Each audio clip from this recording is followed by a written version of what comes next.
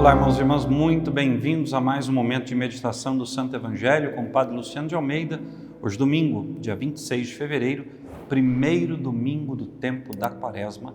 E eu quero te convidar, primeiramente, a ir à casa de Deus, hoje é dia do Senhor, a meditar com a sua comunidade também a palavra e depois a tomar em mãos essa palavra que está no Evangelho de Mateus, capítulo 4, versículos de 1 a 11.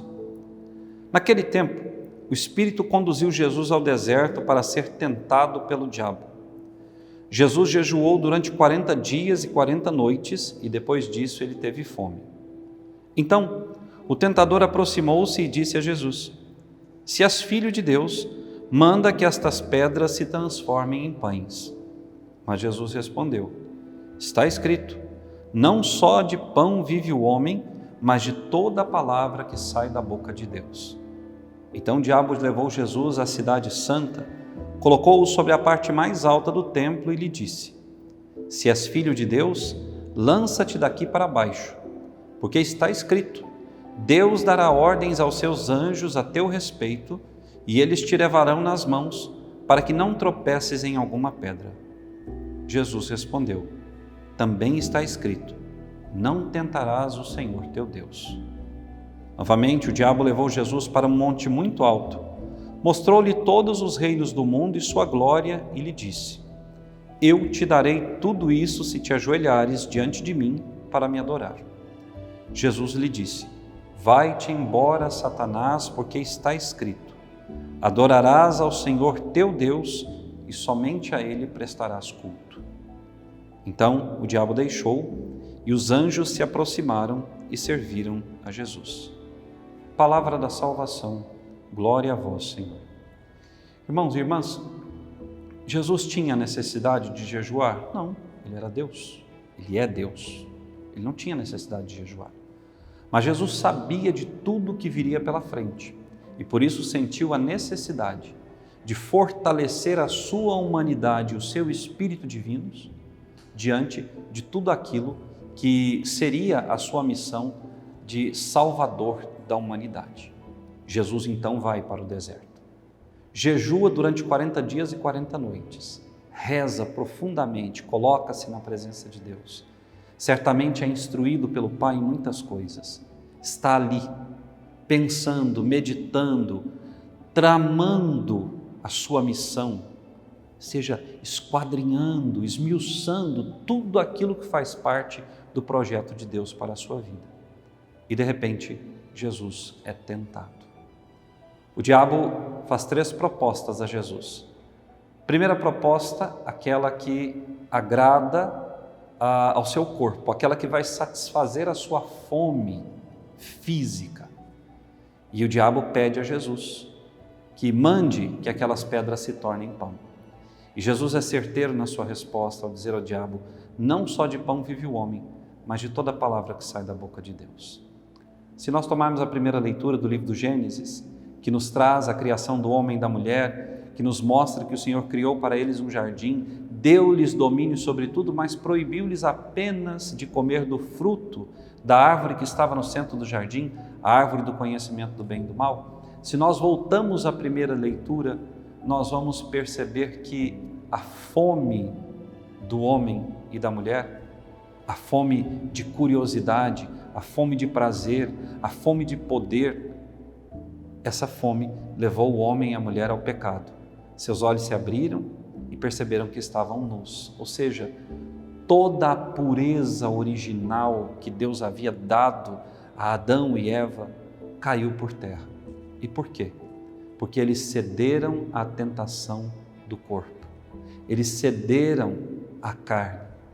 Quantas vezes nós perdemos graça após graça, perdemos oportunidades ímpares de conversão, porque não sabemos dizer não à nossa vontade própria, não sabemos renunciar a nós mesmos, não somos capazes de dizer ao nosso corpo: basta.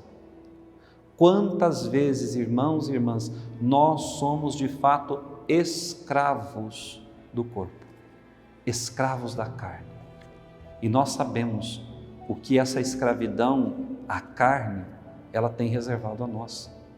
Quantos transtornos psicológicos, espirituais, afetivos Nós vivemos por darmos mais atenção aos prazeres e aos chamados da carne do que à palavra de Deus. Quando nós temos a palavra de Deus diante dos nossos olhos, nós satisfazemos as nossas vontades, mas segundo a medida e a graça do Senhor. Não somos dados nem à bebedeira nem à comilança, mas temos o meio termo, a ponderância em todas as coisas. É preciso ouvir a palavra. É preciso entender que somente a palavra de Deus nos conduz à vida. A palavra do diabo, as tentações que o diabo traz ao nosso coração e à nossa alma, elas nos conduzem à morte, como conduziram Adão e Eva. Portanto, precisamos estar atentos. Nem todo alimento, seja espiritual ou material, conduz ao Pai. Nem toda proposta que o mundo nos faz, ou que até mesmo os meios religiosos nos fazem, conduzem a Deus. Porque há muita gente que usa da religião em benefício próprio. Há muita gente que faz da palavra de Deus um meio de ganhar a vida, levando outros tantos a perderem-se no caminho do Senhor. Depois, o diabo levou Jesus ao alto do templo e mandou que Jesus se atirasse, porque o diabo, conhecedor da Sagrada Escritura, ele era um anjo de luz. O diabo, conhecedor da palavra de Deus, disse: Deus dará uma ordem aos seus anjos, para que nada te aconteça, para que não tropeces em nenhuma pedra.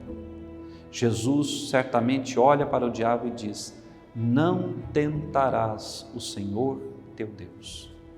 Quantas vezes, irmão e irmã, eu e você tentamos a Deus? Quantas vezes nós duvidamos do poder do Senhor? Quantas vezes nós vamos esticando a corda até onde nós conseguimos chegar e ficamos olhando para trás para saber se Deus vai puxar a corda ou não, se Ele vai deixar-nos cair ou não, se Ele vai permitir que a corda se arrebente. Quantas vezes nós agimos como o diabo, tentando a Deus, tentamos os nossos irmãos? Quantos de nós levamos as pessoas a pecar com os nossos pecados, com os nossos vícios, com as nossas mazelas? Não tentarás o Senhor teu Deus, e não tentando ao Senhor teu Deus, não tentarás também aos teus irmãos, não os induzirás ao erro.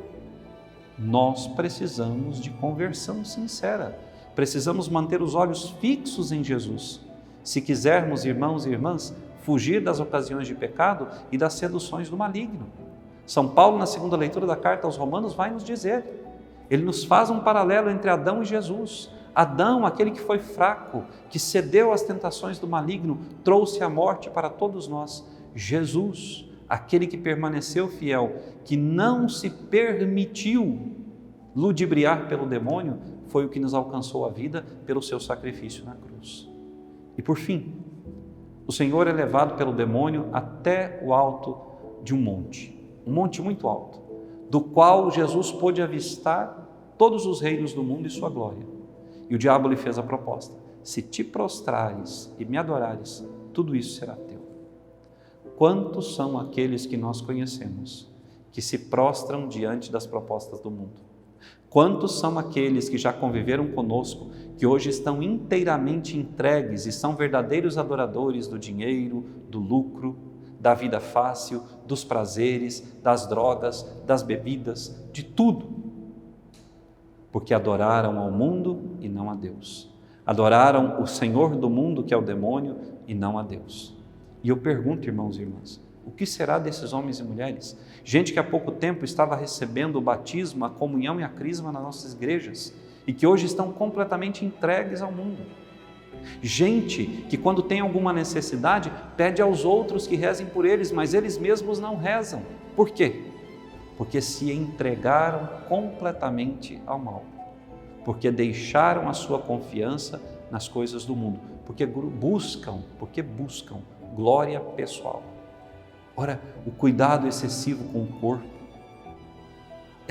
esse desejo de juventude eterna, esse conhecimento que não tem limites, isso tudo prova que o coração de muitos homens e mulheres está longe do Senhor, que sua alma se rendeu ao tentador e que eles foram entregues ao Senhor do mundo.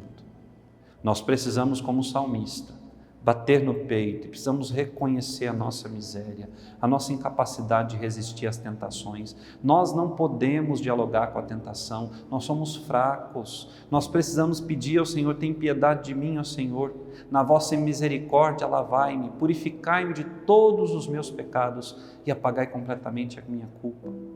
Temos que, como salmista, dizer: criar em mim um coração que seja puro, ou seja, que olhe somente para Ti. Criai em mim um coração que seja puro, dai-me de novo um espírito decidido.